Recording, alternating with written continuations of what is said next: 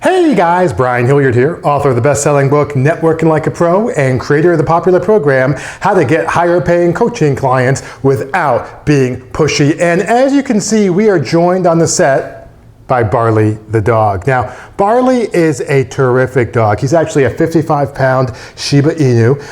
And there are some things that Barley does, actually one thing in particular, that I think can absolutely help your coaching practice as it relates to getting higher paying coaching clients. Because I gotta tell you, when I first got started, and even to a certain extent as I was trying to build my practice, I was just having a devil of a time getting higher paying coaching clients. I would talk to people, they would be like, this sounds good, they'd be nodding their head, they'd be taking notes, they'd be writing down, and everybody would be great until it came to the money part. Then I would talk with them about, what it would look like to hire me, and all of a sudden it was like, oh boy, you know what, you're great, but I can't afford you. And I was like, oh my gosh, what do I need to do in order to be able to actually get people who can afford my rates? Which, to be honest with you, is why I work with a lot of coaches and consultants to be able to help them build an audience and get higher paying coaching clients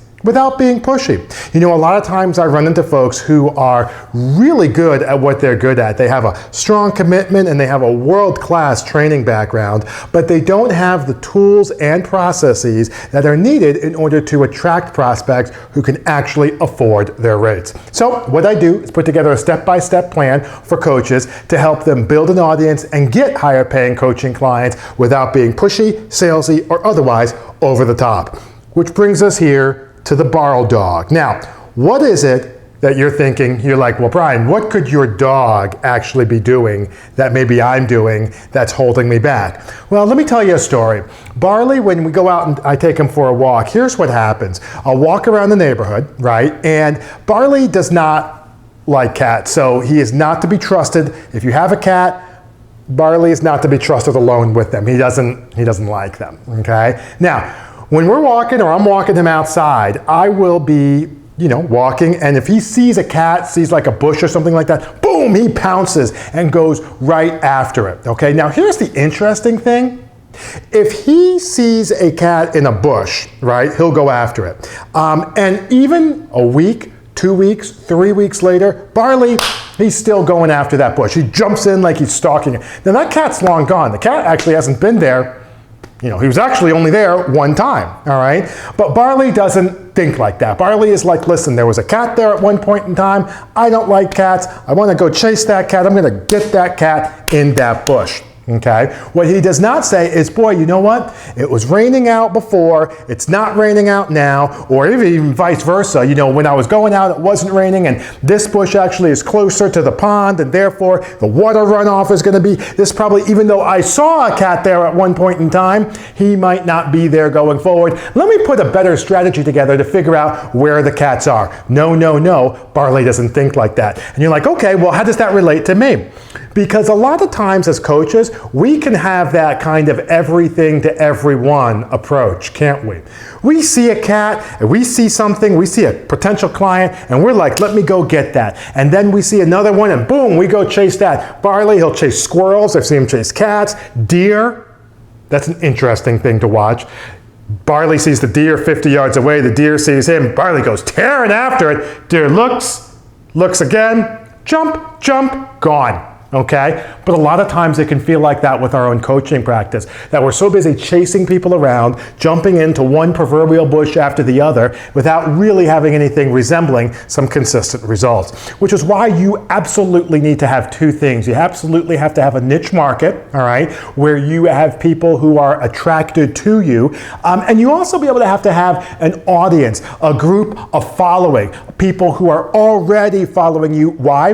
Because they're in your niche market. One of the reasons why people as coaches, we're not able to get higher paying coaching clients because we don't have a following.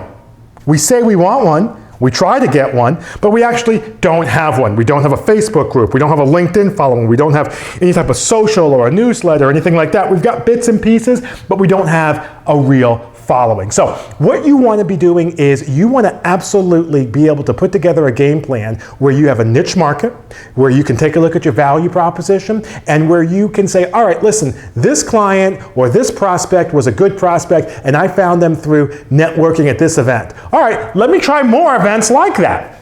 Or this prospect turned into a really good client and I found them through speaking. Okay, let me try to find more of that. Or this prospect turned into a really good client and I was able to get that through my Facebook group or my Facebook page or my LinkedIn file or whatever the case may be. Let me try that. Although we love Barley, you don't want to be Barley when it comes to trying to grow your practice and jumping at every bush, squirrel, cat, and deer that comes along the way. Now, if you'd like to be able to talk about this more, by all means, swing on by our blog. We can do a quick 15-minute laser coaching session, completely complimentary. We talk about yourself, your business, and what it is you're trying to do, and you can find that out on practicebuilderblog.com/talk. And don't worry, it's not a sales pitch in disguise or anything like that. It's just you and I talking, learning a little bit about yourself, what you're doing, and I can take my experience as a coach since 2001 and apply that to what you're doing, and more importantly, where you're trying to go. But in the meantime, my name is Brian Hilliard, saying so long, take care, and thank you for your time.